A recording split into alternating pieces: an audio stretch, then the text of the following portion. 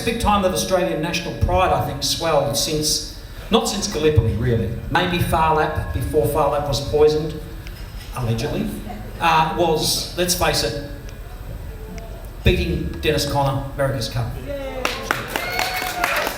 That September, when we watched the sleek-hulled pride of Australia humble the Yanks and make Conner a failure, how our voices rose as one across the breadth of a nation. Canned zip stubbies clicked, champagne corks popped in celebration.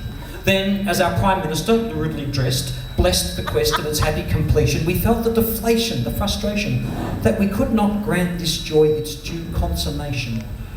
But into this tempest of despair blew a little positive air. A Macquarie news slip that somewhere in our midst was the object, the vessel, the sacred ship. A prize for the man who'd follow it through. He'd win the hand of Australia too. Like water through a hull we gushed. I and 10,000 others joining the crush as we scanned for a sign of that virgin yacht. From harbour to sandhill to city block, till by fate was I led to a revelling bar where big-bosomed women with thighs ajar swung upside down, singing national songs, wearing naught but spangly bikinis and thongs. One former flapper, floppy and fat, conducted the choir with Bradman's gun. Sailors, salesmen, welders and builders turned red noses skyward, sung Waltzing Matilda, eagerly straining for the rivers of piss that flowed earthward from these harpies' lips. And it marked as a man, he who could catch in his mouth a stream that flowed from that thatch. Drunk on this communal brew, I turned, I froze, I examined the mirror that held the visage of the Marine Madonna. Serenely sipping, slipped away from her crew. I sidled up to Australia too. Her sleek skin gleamed with a radiant glow, her fair hair shone on its Kevlar bows. She dropped, her shoulder revealing a starboard grinder.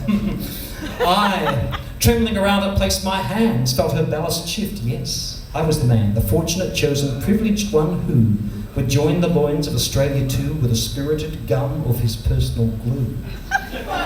She heeled, pointing high. I kissed her salt face. She invited me for a percolated coffee at her place. Well, what a monument to national fervour, from the white gum chairs to the kangaroo Berber. Men at work on the stereo, Mike Walsh on the ceiling, authentic sunburn coloured walls, zinc creamed and self-peeling. There were colonnades shaped like Bondi lifesavers supporting a cupola with a mural of labour. There were Nolan sketches, Bert Bryant tips ripped and tracked in the floorboards, each etched with the features of a true Aussie warlord, gunless Graham, sleeveless Hogues, gormless Gunston.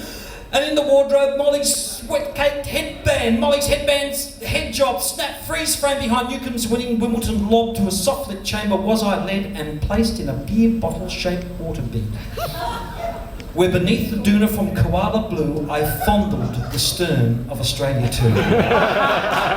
Oh, ecstasy! Words cannot grasp the pleasures my hands did when they held the brass of my sweet, sensitive companions, glamorous stays and staunchions. My fingers crawled up inside the spinnaker, unfastened the kite, held fast my lips to the pressure ship side of my loins surged. There was but one space to conquer.